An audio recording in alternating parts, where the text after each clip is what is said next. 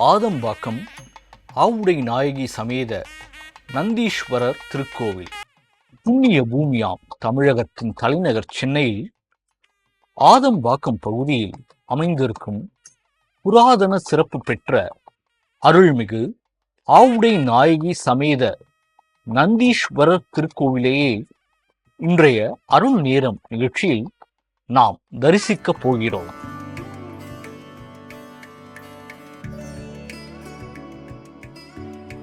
நந்தி விலகி நின்று நந்தனாருக்கு சிவபெருமான் காட்சியளித்தார் என்பது நமக்கு தெரியும் அல்லவா?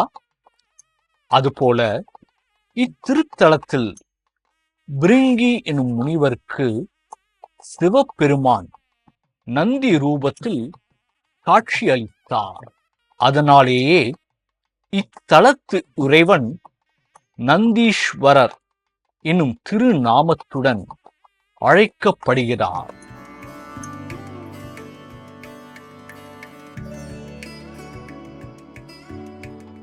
இங்குள்ள மலையில் பிருங்கி முனிவர் தவம் இருந்ததாக வரலாறு கூறுகிறது.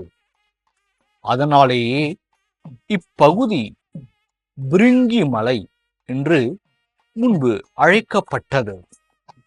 பிருங்கி மலை என்பதுவே ஆங்கிலேயர்களின் வருகைக்கு பின் பரங்கி மலை என மருவியதாக வரலாற்று ஆய்வாளர்கள் கூறுகின்றனர்.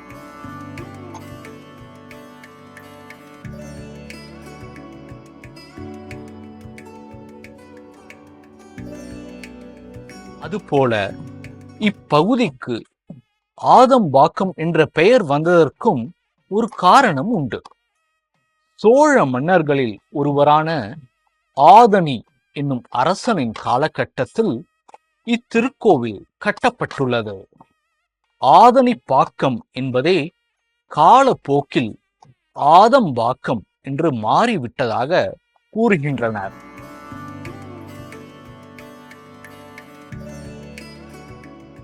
நாம் தரிசித்துக் கொண்டிருக்கும் அருள்மிகு ஆவுடை நாயகி சமேத நந்தீஸ்வரர் திருக்கோவில் மிகவும் பழமையானது.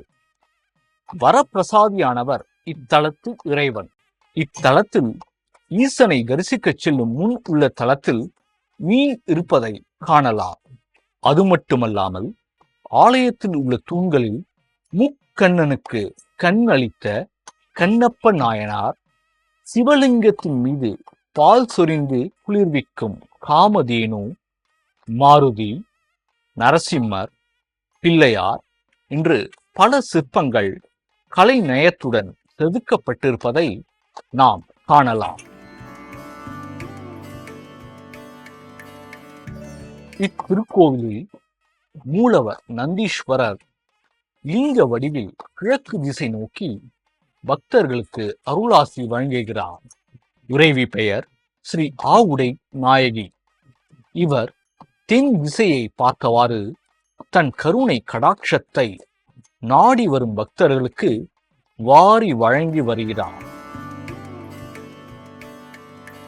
இத்தனை சிறப்புமிக்க பழமையான ஆலயம் எப்படி வெளிச்சத்துக்கு வந்தது?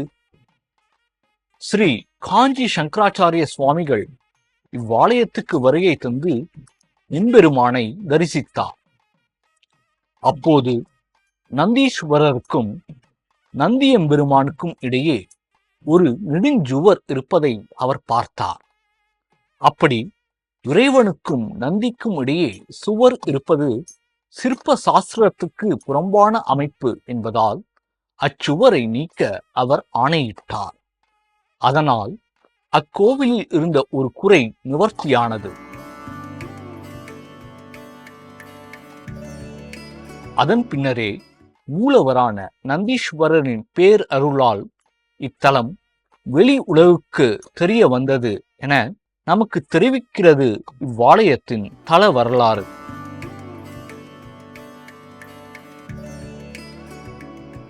இத்திருக்கோவிலில் ஆலய மூர்த்தி நந்தீஸ்வரர், அம்பாள் ஆவுடை நாயகி,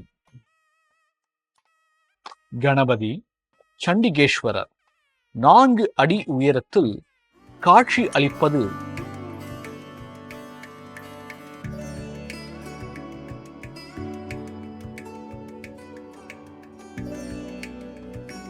மூலவர் நந்தீஸ்வரர் பிற கோஷ்ட தெய்வங்களை விட 2 அங்குலம் மட்டும் அதிகமாக கொண்டு வீற்றிருக்கிறார். இவ்வாலயத்தின் திருப்பணி பொது ஆண்டு 1005 நடந்தேறியுள்ளது. இத்திருக்கோவிலின் சிறப்பினை பற்றி திருவொற்றியூரில் கிடைத்துள்ள கல்வெட்டுகள் மூலம் நாம் அறிய முடிகிறது. திருவொற்றியூர் வடிவுடை அம்மன் ஆலயத்துக்கும் ஆதம்பாக்கம் நந்தீஸ்வரர் ஆலயத்துக்கும் பண்டைய காலத்தில் நெருங்கிய தொடர்பு இருந்துள்ளது. திருவொற்றியூர் ஆலயத்தின் நித்திய பூஜைக்கு தேவையான மலர்களை பயிரிட்டு பராமரிக்க ஸ்ரீ பிரபாகர பட்டர் என்பவரின் மனைவிக்கு மானியமாக இத்திருக்கோவில் அமைந்திருக்கும் நிலம் சுமார் 800 ஆண்டுகளுக்கு முன் வழங்கப்பட்டதாக கல்வெட்டு ஆதாரத்தின் மூலம் அறிய முடிகிறது. தரிசாக கிடந்த இக்கிராமத்து நிலங்கள் திருவொற்றியூர் கோவிலை சேர்ந்தவை என்றும் இந்நிலங்களை 3ஆம் குலோத்துங்க சோழர் சிலருக்கு குத்தகைக்கு அளித்து விட்டார் எனவும் கல்வெட்டுகள் தெரிவிக்கின்றன. அக்காலத்தில் புலியூர் கோட்டத்தில் சாத்தூர் நாடு என்னும் பகுதியில்தான் ஆதம்பாக்கம் அமைந்தது என்றும் கல்வெட்டுகள் மூலம் தெரிய வருகிறது. இவ்வாலயத்தில் பிரதோஷம், சிவராத்திரி மற்றும் எல்லா திங்கட்கிழமையும் ருத்ர திரிசக்தி அர்ச்சனை, மகா தீபாராதனை, ஆருத்ரா தரிசனம், விசேஷ நாட்களில் உற்சவ மூர்த்திகள் திருவிழா என்று பார்க்கவே கண்கொள்ளா காட்சியாக இருக்கும். சிறப்பு நாட்களில் வேத பாராயணங்கள், திருமுறைகள், உபன்யாசங்கள் சிறப்பாக நடக்கிறது. இவ்வாலயத்தின் சுவர்களில் தல வரலாறு, ஸ்லோகங்கள், திருவம்பாவை போன்றவை எழுதப்பட்டுள்ளன. அது மட்டுமல்லாமல் ஈசனின் லீலைகளை பாடும் அர்த்தநாரீஸ்வரர், ராமேஸ்வரர் என்று பல வடிவங்கள் மிகவும் அழகாக தத்ரூபமாக செதுக்கப்பட்டுள்ளதை காண முடிகிறது.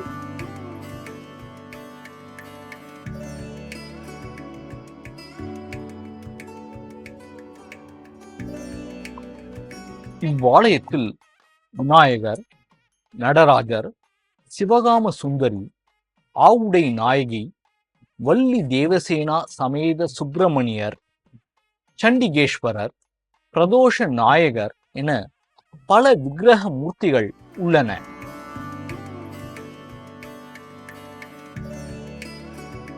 அருள்மிகு ஆவுடை நாயகி சமேத நந்தீஸ்வரரை வழிபட்டால் திருமண தடைகள் நீங்கும், கல்வி, வேலை வாய்ப்பு என்று எந்த வேண்டுதலை மனதில் வைத்து வேண்டினாலும் கண்டிப்பாய் அவற்றுக்கு நல்லதொரு தீர்வு கிடைக்கும்.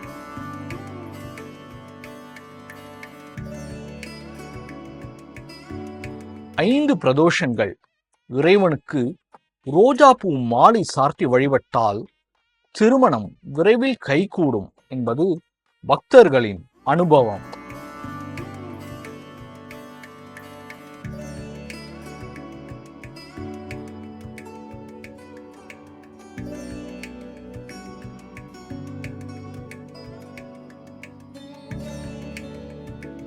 நமச்சிவாய என்னும் பஞ்சாட்சர மந்திரத்தை ஜபித்தால் சகல தோஷங்களும் நம்மை விட்டு விலகும். அப்படி இருக்க நமச்சிவாய வாழ்க, நாதன் தாழ் வாழ்க, இமைப்பொழுதும் என் நெஞ்சில் நீங்காதான் தாழ் வாழ்க என்று மனமொன்றி பாடுவோம். பழமையான இந்த பிரிங்கி மலையில் வீற்றிருக்கும் நந்தீஸ்வரரை நாம் தரிசித்த மாத்திரத்திலேயே நமக்கு சகல சௌபாகியங்களும் கிடைக்கும் என்பது திண்ணம்.